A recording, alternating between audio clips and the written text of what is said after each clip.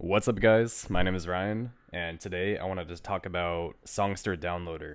It's an app that I built around 4 years ago that has since become a worldwide phenomenon, and it has essentially changed the lives of millions of people. It's a little bit technical, so if you're not into these kinds of videos, that's all good.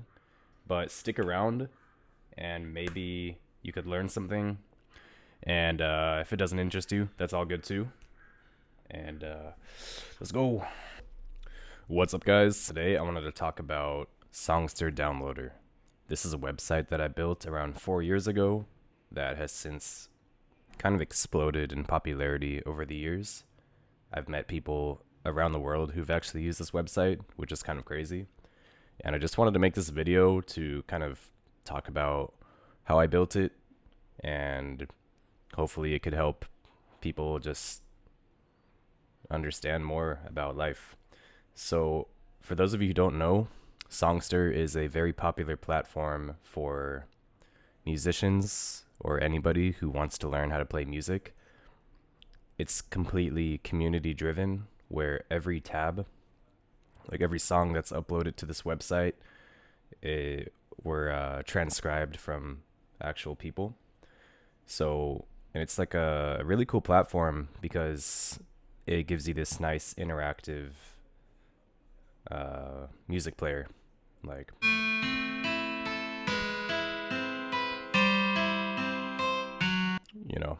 this is like the Guitar Center national anthem. So it's a really cool platform because you can see the notes and it's really good for playing along to. And like I said, it's a really, really popular website with hundreds of tabs, spanning every genre, metalcore. And the way that it works is that behind the scenes, all of these like notes that you see are written in a program called Guitar Pro. And it's this is like kind of the industry standard platform for composing sheet music. And I think Songsterr does have their own built-in tab editor, but the real pros essentially write their songs with this platform called Guitar Pro. And then you can export it as a Guitar Pro file, and Songsterr allows you to upload this file. And to just talk about the tech really quick, they're actually using a web library called AlphaTab. This is a JavaScript library for essentially rendering Guitar Pro files within the web browser. And you see Songsterr kind of added their own features to this AlphaTab player. And so a long time ago, I was sitting in a cafe and I wanted to essentially download these tabs to open up within Guitar Pro. I didn't know this at the time, but this whole time Songsterr has had this feature. You can click on export and click on Guitar Pro. They've since actually blocked this for premium users only. I'm not a paying user, so I'm not sure why it's not I'm not sure why I can still download Guitar Pro. And they also give you the option to download it as a MIDI file.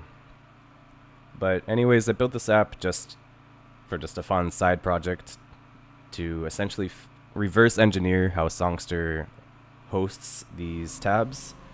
And I'll just give you a demo of how it works. So, 1 second. So, sorry about that. So, I want to give you a quick demo on how it works. So, let's say I'm at a Songsterr guitar tab. I can simply grab the link, go to my website.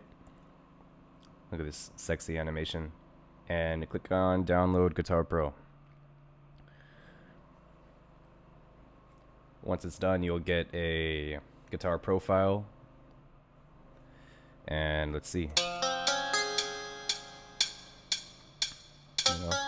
See all the instruments, and it's really helpful to view the tab in this application as opposed to the website, because you can do things like slow down the tempo.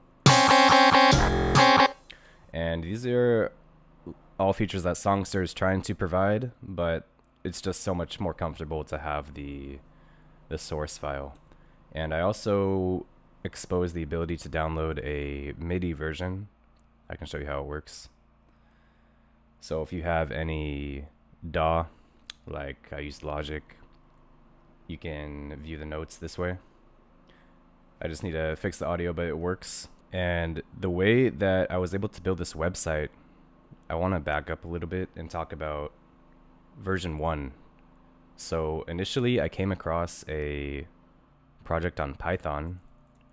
I don't think it exists anymore, but I came across a Python project a long time ago that essentially exposed the Guitar Pro file from web scraping. The way that they were able to do it was if you view the page source, this doesn't exist anymore, by the way, but you used to be able to find the .gp file somewhere within this page source. And so my app, I essentially just, a user would enter in a URL, and then I would just simply trigger a JavaScript server-side download and then return the data to the client. That was working well for a couple years, but they essentially, I think, found out about my app and changed the way that they're serving tabs to their web app. And so the app was kind of dead for a long time, and I really wanted to reverse engineer and figure out how to fix it. So my first instinct was to try to replicate this download action. You see right here, if I open up the network tab and I download a tab, you can see it triggers this this interesting download. And the way that they're doing this is they're actually sending a zipped encoded payload of every single instrument. So to give you context, whenever you load a tab for Songsterr, it makes a separate network request for every single instrument that the track has. In this case, you see there's a couple guitars, and each one of these, you see that's like a number with a JSON. That is essentially a object of every single note, that, like, the note and the position that it's in and the techniques that it's using. And to be honest, I don't know why they're doing it this way, but I'm not one to judge. And what they're doing is, like, to back up for this download request that I showed you earlier, they're essentially merging these all together into one payload and triggering the download with it.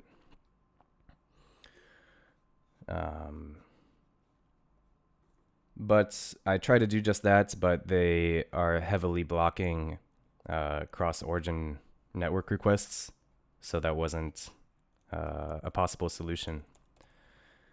So more recently, I really was trying to figure out, like, what the fuck is this? What are these? And what it is essentially it's like Songster's own representation of alpha tab notation. So earlier I was talking about this, web library for rendering tabs on the browser. They allow you to just give them a huge object of notes. And that's kind of what Songsterr is doing, except a lot of the keys are different. They renamed a lot of things. I'm not sure why. But regardless, I kind of reverse engineered it. I used Claude to help me create a converter. And that's kind of how my app works today. So you drop in a URL, and it works pretty well. And I do the same. So for MIDI, I actually just use AlphaTab. They have a tool for just exporting it as a MIDI. And sorry for the cutoff. I went on and on about random technical shit, but I think that deserves its own video. Thanks so much for watching. Leave a comment down below if there's anything that you want to see. And don't forget to hit the subscribe button and the like button. So, bye.